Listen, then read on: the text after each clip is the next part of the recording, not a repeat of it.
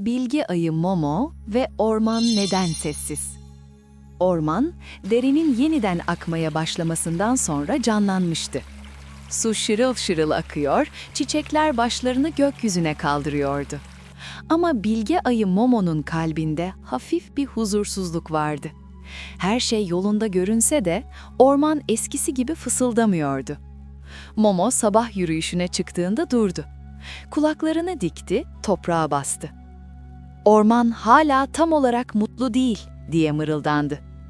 Tam o sırada çalıların arasından tavşan Lila zıplayarak geldi. Kulakları dik ama yüzü düşünceliydi. Lila, "Momo, herkes mutlu gibi ama ağaçlar sanki bize küsmüş gibi duruyor," dedi. Momo başını salladı. "Ben de aynısını hissediyorum," dedi. Bir ağacın dalından aşağı kayan sincap Tiko söze karıştı. Tiko, "Eskiden dallar benimle konuşurdu, şimdi sessizler, sanki dinlememizi istiyorlar," dedi.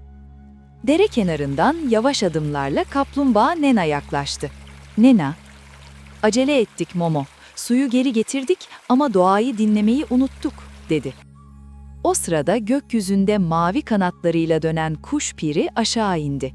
Piri, "Ben yukarıdan baktım, orman nefes alıyor ama derin nefes almıyor," dedi.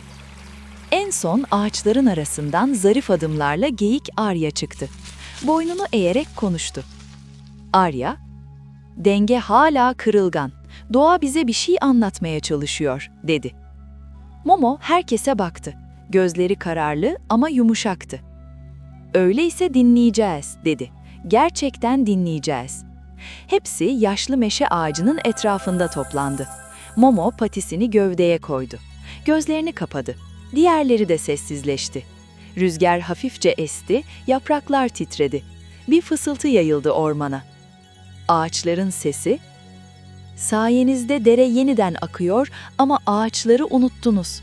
Doğayı hatırladınız ama doğaya vakit ayırmadınız," diye fısıldadı. Lila başını öne eğdi. "Özür dileriz, dengeyi sağlayamadık," dedi. Tiko kuyruğuna sarıldı. "Dinlemeyi unuttuk," dedi. Momo gözlerini açtı.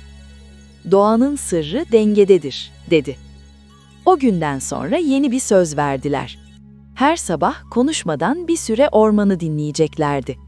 Lila çimenlere oturdu, Tiko dallara yaslandı, Nena toprağı hissetti, Piri rüzgarda süzüldü, Arya ağaçların arasında sessizce yürüdü.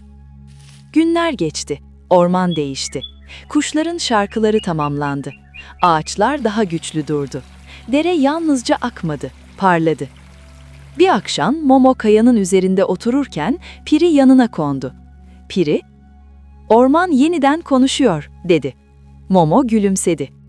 "Çünkü artık dinleyen var," dedi. Ve ormandaki herkes şunu öğrendi. Doğanın sırrı dinlemektedir.